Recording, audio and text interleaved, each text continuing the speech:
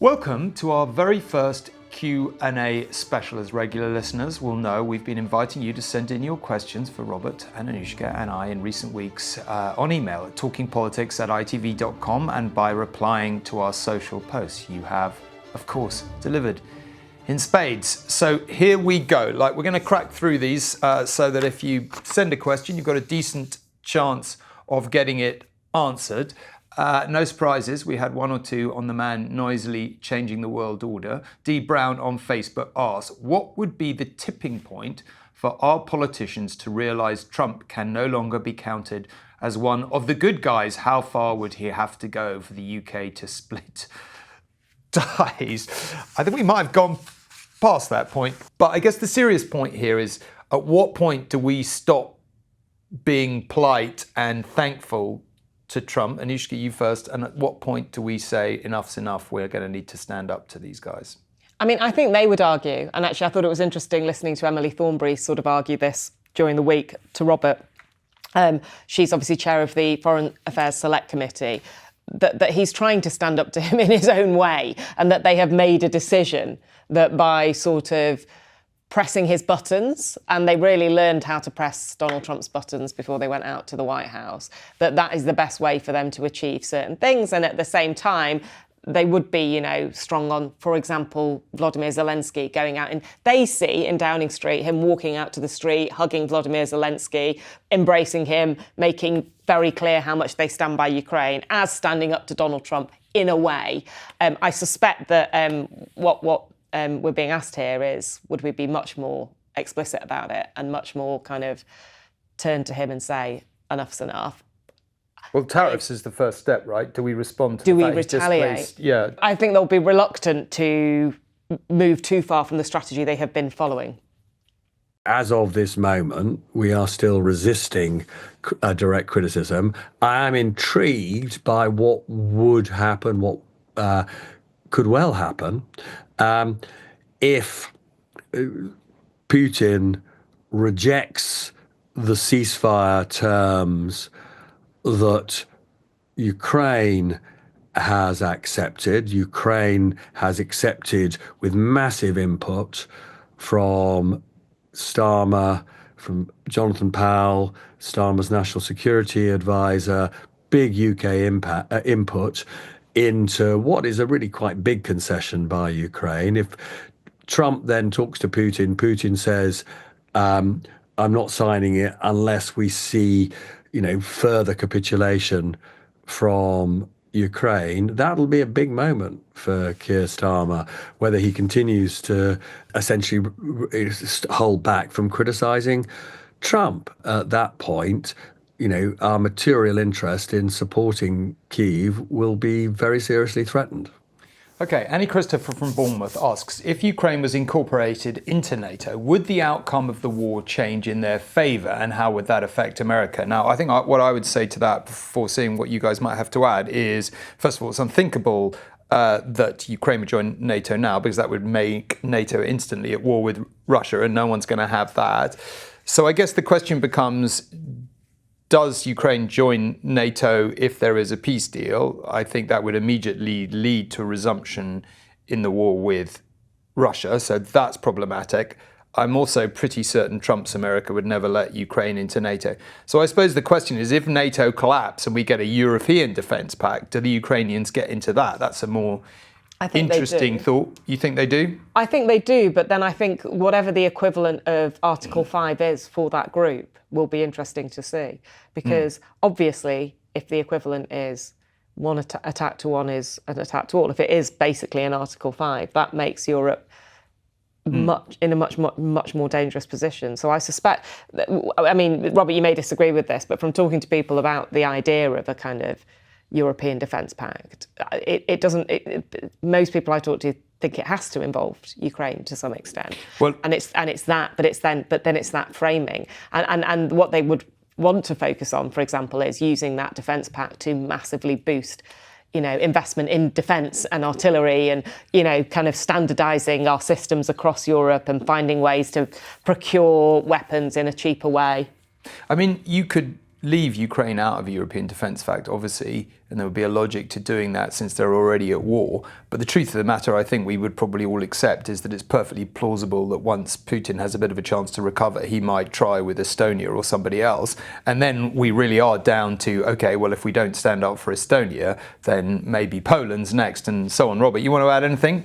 There is, a massive contradiction between the European Ukrainian position and the Russian American position. The position of Europe and Ukraine is there have to be, European, UK, France and others, coalition of the willing, boots on the ground, planes in the sky, ships around, plus an American backstop that means that Putin would be permanently deterred from breaching the peace deal because he would be aware that we would come down on him and his troops with lethal force.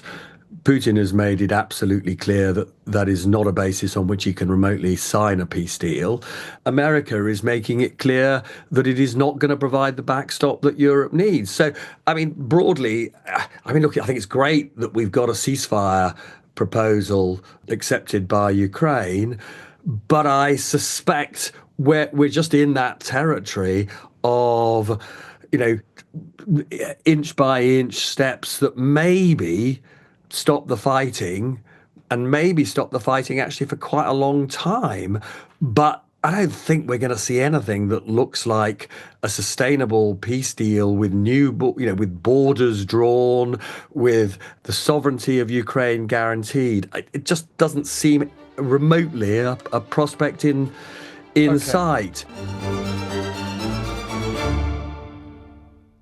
Question each on domestic policy. Mick Cash, this one's for you, Anushka. Mick Cash on Facebook asked, why has Starmer backtracked on so many promises in his manifesto before the election? Well, that's a good question, Mick Cash, and I've got 2 weeks to figure it out for my updated paperback of my book, which has to answer exactly that.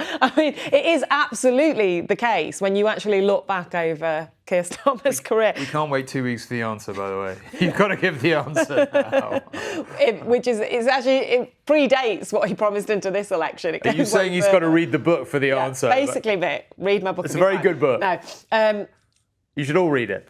One of the biggest things they backtracked on is tax, right? Yeah. And or if you say backtracked or not, they would say we didn't rule these things out, but we didn't. Politicians hate the word backtrack. Whatever, is tax. And I was talking to someone this morning about why they did it. And look, I know we've disagreed on this about 100 times. They still believe that having gone much further on tax, they believe absolutely if they had said we're going to raise national insurance, VAT or income tax, that they could have lost. Even though the majority is massive, they will point out to you that the majority is quite shallow and that it could have made a big difference. So the reason they did it, even knowing at the time that they backtracked on it, and actually someone said to me today, they think, for example, the inheritance tax on farmers was 2 years in the planning. They genuinely thought they wouldn't win an election. But as, again, we've said on this podcast before, the cost of that is a massive dent to trust.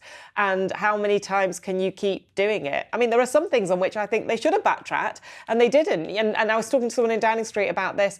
When they realised winter fuel payments was a mistake, they could and should have backtracked, but they didn't want to. They felt you can't backtrack on things like that. Okay, can I just jump in very quickly? A lot of farmers are still incensed about the inheritance tax thing, and they've put forward their own proposals, which didn't seem like unreasonable to me, I have to say. That's obviously not my thing, but they were a slight adjustment. Is there any appetite to adjust that, do you think, or none? I don't think so. I think they actually feel that the farmer part of this, although it's been very painful, is not anywhere near as painful as winter fuel payments. That just kind of completely, is so much bigger than that. And I think that it's funny because they've backtracked on stuff from before, you'd think they'd be open to it, but they really have this sense that you can't go back on major decisions like that, particularly when some of those decisions were about stabilising the economy, and that they've got this argument about, people coming into farming because they think that they're going to avoid tax by doing so.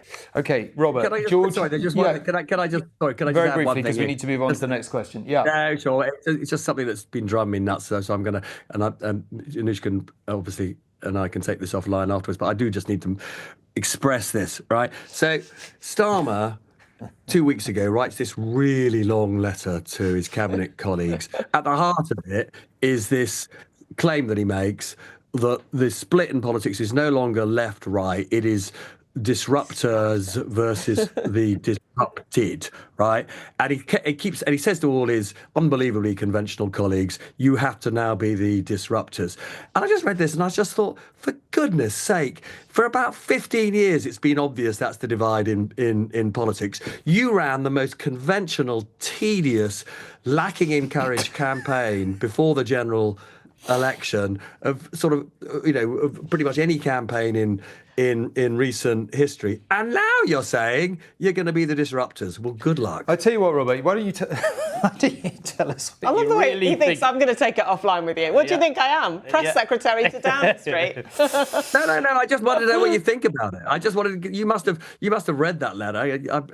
What the hell did you think about it? I also think the disruptive he could have just talked to them instead. They are his cabinet. Yeah, that's true. I handed it to one of our colleagues, like quite a young colleague, and they thought it had the ring of an A-level note for your when you reminds me of 18. one of my favourite political quotes of all time is the Duke of Wellington, of course, the famous general who, when he became Prime Minister, apparently said to his wife after his cabinet meeting, I gave the cabinet its orders and I'm damned if they didn't want to sit around all day discussing them. Now, George Hand emailed us asking, why does the media not cover stories on the Liberal Democrats, given that they have 68 more MPs than Reform, for example? Robert?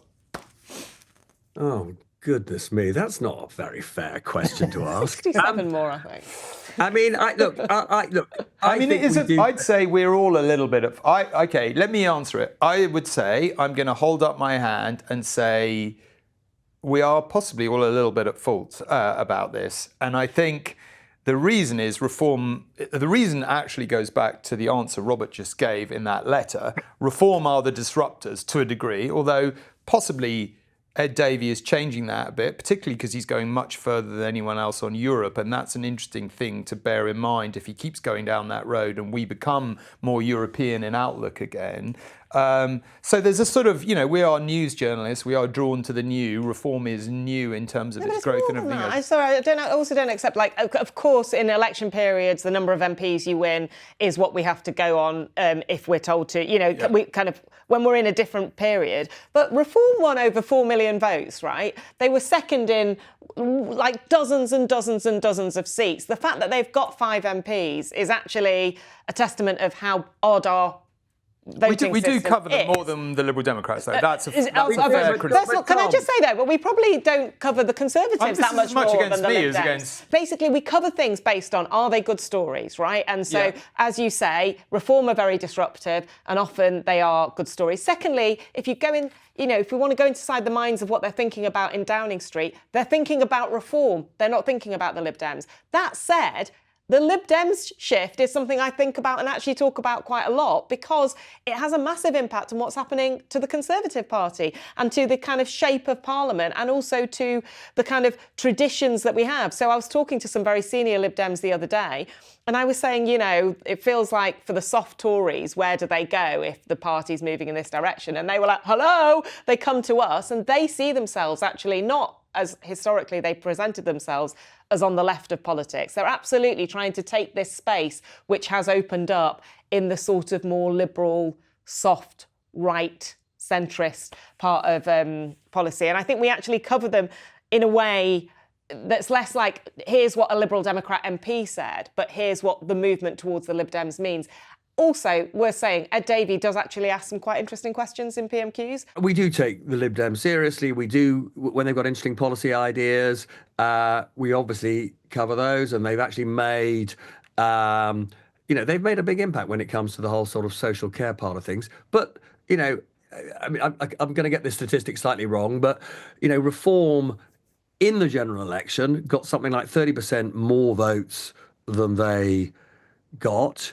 And right now, even though Reform's in a bit of a mess right now, in recent polls, Reform have been ahead of the Tory party, and neck with Labour, and the Liberal Democrats are 10 percentage points behind all of that. So, we don't discriminate against the Lib Dems. We don't discriminate against the Greens. But broadly, we have to go where we think the debate of the British people is, and the debate of the British people at the moment is, a big chunk of it is, are the Reform Party, are they credible?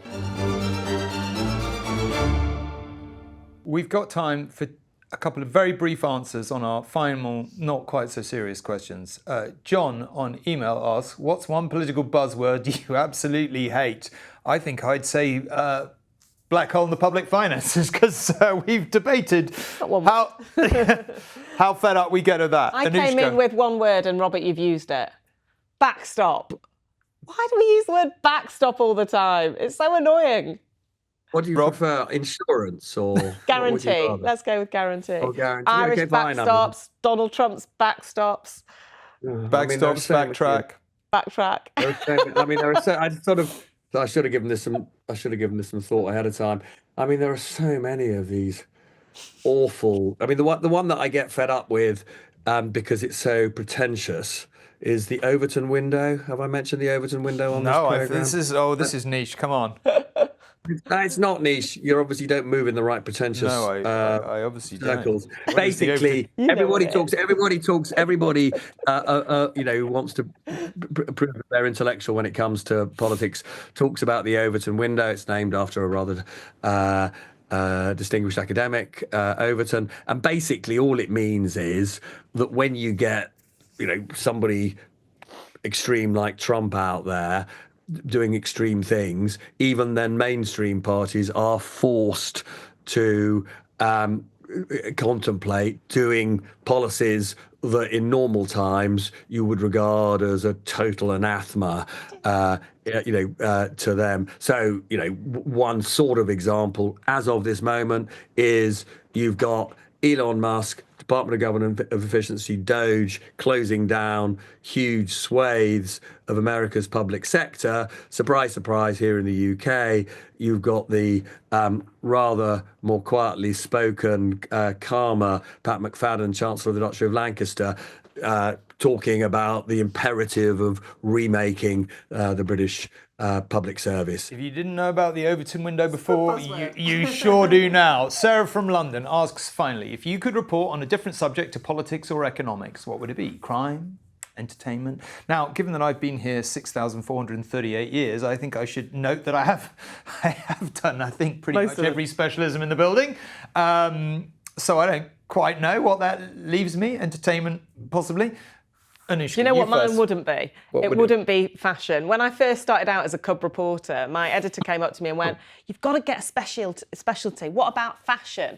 And I was like, oh, OK. But then I found none of the PRs would talk to me. And then they sent me to the red carpet for BAFTA. And I stood there watching these actors come down. I didn't have a clue who any of them were. I had to say to the bloke from Empire, who by luck was sitting next to me, who's that person again? It's the great career that could have been Anushka Asthana, I'd ring them fashion editor. I'd be like, this person. And my desk was like, who's that? I was like, I don't know. You don't know. And I don't know where the clothes are from. It would probably be some things I've done before, which would be health or education. Rob?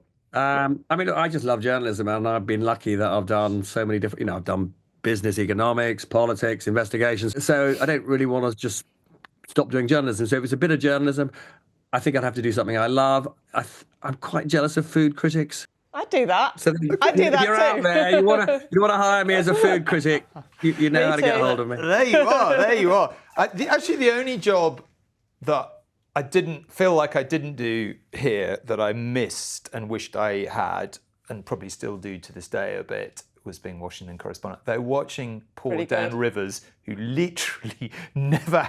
I know you two are bad. You're under nose to the grinds, going 24/7. But poor old Dan is like every 10 seconds there's another mega story that breaks.